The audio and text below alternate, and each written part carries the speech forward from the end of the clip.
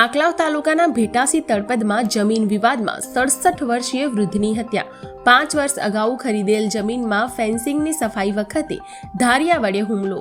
અમદાવાદ સ્થાયી થયેલ મહેન્દ્રભાઈ પટેલે 5 વર્ષ અગાઉ ભેટાસી તળપદની પાટનગર સીમમાં રમણભાઈ પટેલ પાસેથી 2.5 વીઘા જમીન ખરીદી હતી। તે સમયે આ જમીન જીતેન્દ્રભાઈ પટેલ ખેડતા હતા। દસ્તાવેજ થયા બાદ જીતેન્દ્રભાઈએ જમીનનો કબજો છોડવાનો ઇનકાર કર્યો હતો।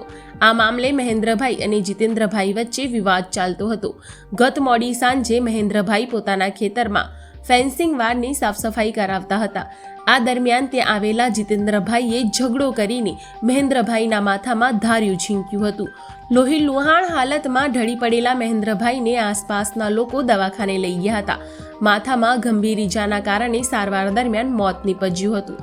મૃતકના નાના ભાઈ જયંતિભાઈ પટેલની ફરિયાદના આધારે આંકલાવ પોલીસે જીતેન્દ્ર પટેલ વિરુદ્ધ હત્યાનો ગુનો નોંધી હાથ ધરી કાયદેસરની કાર્યવાહી।